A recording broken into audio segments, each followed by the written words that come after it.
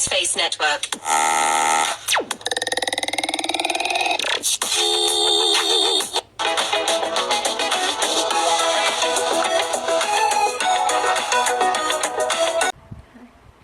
Assalamualaikum warahmatullahi wabarakatuh.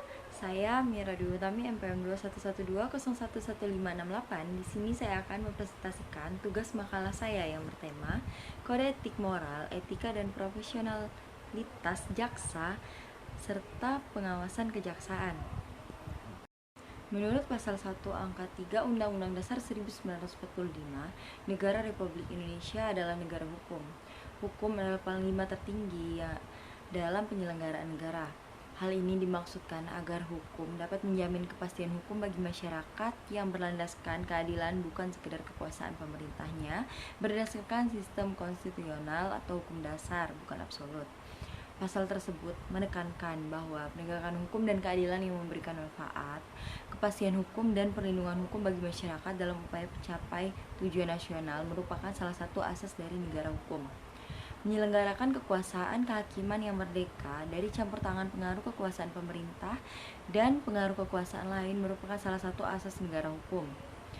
Selanjutnya, di sini saya akan mempresentasikan inti dari makalah saya. Yang pertama, bagaimana kode etik jaksa, implementasi moral dan etika profesi hukum. Kemudian yang kedua, bagaimana pengawasan Komisi Kejaksaan terhadap pelanggaran kode etik jaksa. Yang pertama, moral dan etika profesi hukum. Moral adalah ajaran mengenai baik buruk yang diterima umum mengenai perbuatan, sikap, atau kewajiban. Fungsi umum dari moral adalah untuk mewujudkan kepribadian manusia yang sesuai norma dan nilai yang ada di masyarakat. Lalu, ciri dari moral adalah mengandalkan kesadaran manusia.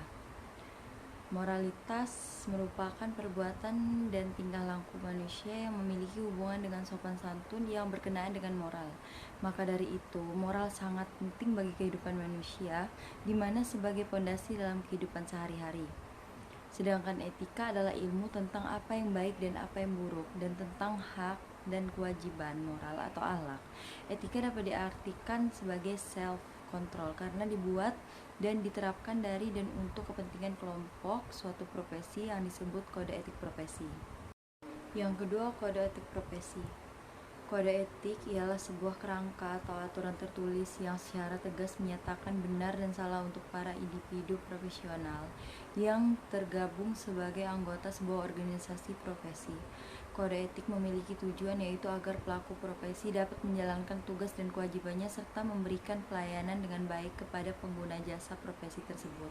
Kode etik dibuat guna mencegah perbuatan-perbuatan yang tidak profesional. Jadi, kode etik dapat menunjukkan arah moral bagi suatu profesi dan juga menjamin mutu moral profesi di mata masyarakat. Kemudian di sini ada faktor penyebab pelanggaran kode etik, diantaranya adalah 1. Pengaruh kekerabatan. Ciri kekerabatan adalah sikap dan penghormatan yang sama terhadap anggota keluarga yang dianggap adil, berbeda dengan perlakuan terhadap mereka yang berada di luar keluarga. Yang kedua, pengaruh popularitas. Jadi semakin populer seorang jaksa akan membuat ia semakin mahal dibayar, sehingga terkadang jaksa yang tidak baik akan berusaha untuk menambahkan popularitasnya dengan cara tidak baik pula. Dan yang ketiga yaitu lemahnya pengaruh iman. Salah satu syarat menjadi manusia profesional adalah takwa kepada Tuhan Yang Maha Esa, yaitu menjalankan perintahnya dan menjauhi larangannya. Setia kepada Tuhan Yang Maha Esa, para profesional memiliki ketabahan moral yang kuat dan tidak mudah tergoda oleh berbagai bentuk materi di sekitarnya. Dengan keyakinan yang kuat, kebutuhan materi terpuaskan secara alami dan itulah kebahagiaan. Kemudian berikut ada faktor yang dapat mendorong berjalannya kode etik dengan baik. Di antaranya, yang pertama, kesadaran terhadap moral dan etika. Ciri dari moral adalah kesadaran. Jaksa perlu memiliki kesadaran akan moral karena moral bergantung pada kesadaran seorang individu, dan hal ini juga menimbulkan sifat jujur, bertanggung jawab, dan adil. Yang kedua, mengurangi sifat serakah. Terkadang jaksa akan melakukan segala macam cara untuk memenangkan sebuah kasus di pengadilan sehingga popularitasnya naik. Cara tersebut dapat dilakukan dengan cara yang melanggar hukum. Kemudian yang ketiga, meningkatkan iman kepada Tuhan. Orang yang percaya kepada Tuhan akan takut apabila berbuat kesalahan dan selalu merasa diawasi oleh Tuhan. Dan yang terakhir yaitu meningkatkan pengetahuan tentang kode etik. Ketidaktahuan akan menjadi masalah bagi seseorang, termasuk jaksa yang tidak mengetahui kode etik. Maka jaksa tidak dapat menjalankan profesinya dengan baik. Kemudian yang nomor 3 yaitu profesi jaksa. Undang-Undang nomor 11 tahun 2021 tentang perubahan Undang-Undang nomor 16 tahun 2004 tentang Kejaksaan RI mengubah sebanyak 39 ketentuan dari Undang-Undang Kejaksaan yang lama. Misalnya bab 1 ketentuan umum dihapuskan dan hanya menjadi pasal 1. Kejaksaan adalah lembaga pemerintahan yang fungsinya berkaitan dengan kekuasaan kehakiman yang melaksanakan kekuasaan negara di bidang penuntutan serta kewenangan lain berdasarkan undang-undang. Jaksa adalah pegawai negeri sipil dengan jabatan fungsional yang memiliki kekhususan dan melaksanakan tugas, fungsi, dan kewenangan berdasarkan undang-undang. Dan yang terakhir yaitu pengawasan Komisi Kejaksaan terhadap pelanggaran kode etik jaksa. Komisi Kejaksaan merupakan lembaga pengawas eksternal yang kedudukannya di bawah Presiden, dipilih, diangkat, dan bertanggung jawab kepada Presiden. Dalam hal melakukan pengawasan, Komisi Kejaksaan hanya sebatas menerima pengaduan masyarakat. Jadi tugas pengawasan tersebut berkaitan dengan laporan pengaduan masyarakat yang masuk ke Komisi Kejaksaan baik melalui online, email, ataupun yang datang langsung ke Komisi Kejaksaan.